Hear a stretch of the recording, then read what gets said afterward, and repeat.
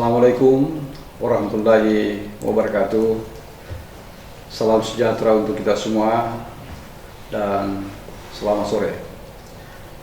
Hari ini tanggal 8 Juli 2020, perkembangan COVID-19 di Provinsi Barat semakin menandakan ada perkembangan. Terbukti ada beberapa klaster baru dan ini bisa menandakan bahwa potensi untuk gelombang kedua itu ada. Oleh karena itu, kembali kami menyampaikan, ketika masyarakat ada yang datang dari zona merah, tolong dilapor kepada petugas, baik lingkungan, bahkan tim gugus tugas kabupaten dan provinsi.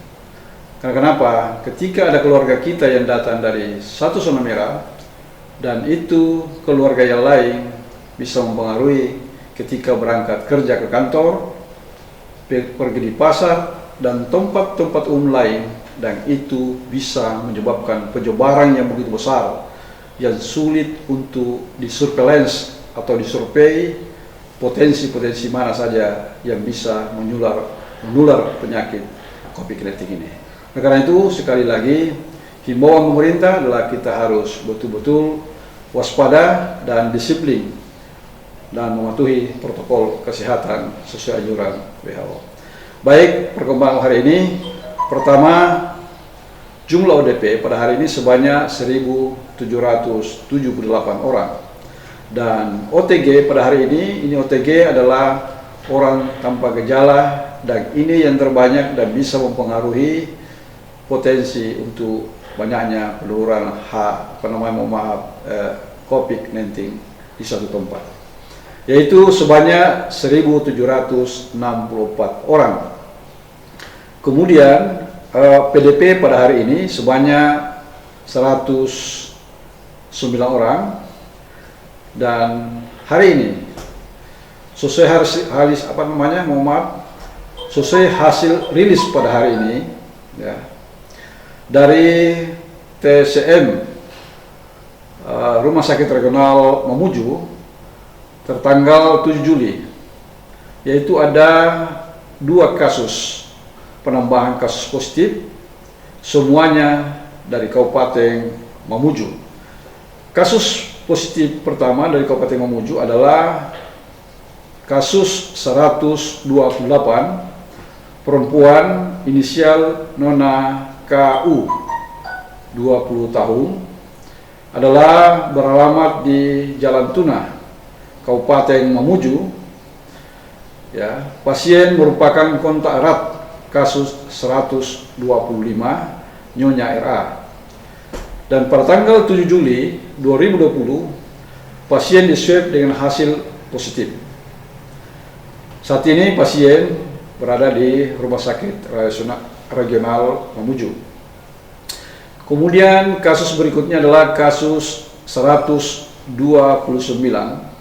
juga perempuan inisial NU, 15 tahun, adalah beralamat di Jalan Tuna, Kabupaten Mamuju.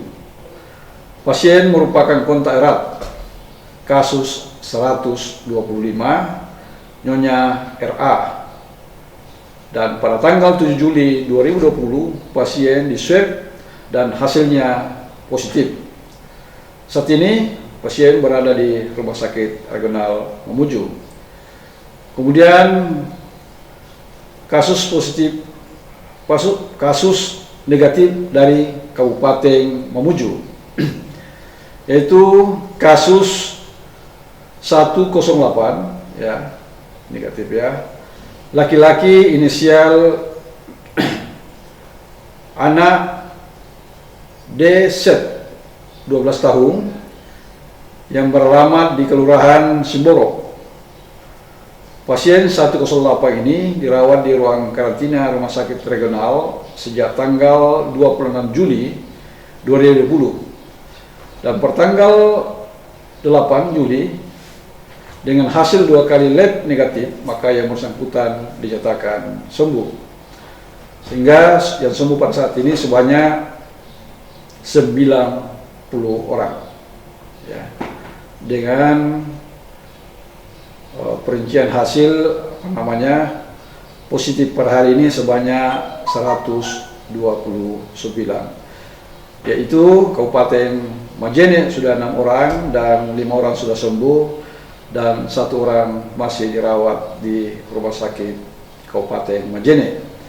Kemudian Mamuju semakin bertambah sebagai ibu kota provinsi, perlu waspadai pergerakan-pergerakan orang yang keluar masuk, yang sekiranya orang menganggap new normal ini adalah suatu keadaan yang normal, itu salah dan tolong disampaikan kepada saudara-saudara kita untuk tetap waspada dan menjaga lingkungan kita. Yaitu 35 dari Kabupaten Mamuju, 11 orang yang dinyatakan sembuh, 11 orang juga masih dikarantina di rumah sakit regional, 1 orang isolasi mandiri di Makassar, 10 orang di ruang isolasi rumah sakit regional Mamuju, dan 2 orang isolasi mandiri. Kemudian Pasangkayu, ya, alhamdulillah masih 7 dan sudah sembuh semua. Kemudian juga Kabupaten Mamuju Tengah, dari 38, ya alhamdulillah 37 sudah dinyatakan sembuh dan 1 orang sudah dinyatakan meninggal. Kemudian Pulau Limandar. Sekarang Pulau Limandar sudah mencapai 40 pasien yang dinyatakan positif dan tinggal 10 orang masih dikarantina karena sudah 30 orang sudah dinyatakan sembuh. Kemudian 3 orang dirawat di rumah sakit Polman, 2 orang dirawat di rumah sakit Pertawang Mulyo, 4 orang isolasi mandiri dan 1 orang dinyatakan meninggal. Kemudian Mamasa, ya, 3 orang positif dan ketiga-tiganya masih dirawat di rumah sakit regional Mamuju. Kita harus betul-betul disiplin, menjaga jarak, jangan bersentuhan kepada siapapun, baik yang kita kenal maupun yang kita sudah kenal, karena kita tidak tahu siapa di antara kita yang terinfeksi. Oleh karena itu, salah satunya cara untuk memutus mata rantai COVID-19 di Provinsi Sumatera Barat ini adalah menjaga jarak, menghindari keramaian, dan disiplin sesuai dengan protokol kesehatan. Marilah kita lawan COVID-19, maju malabi. Assalamualaikum warahmatullahi wabarakatuh.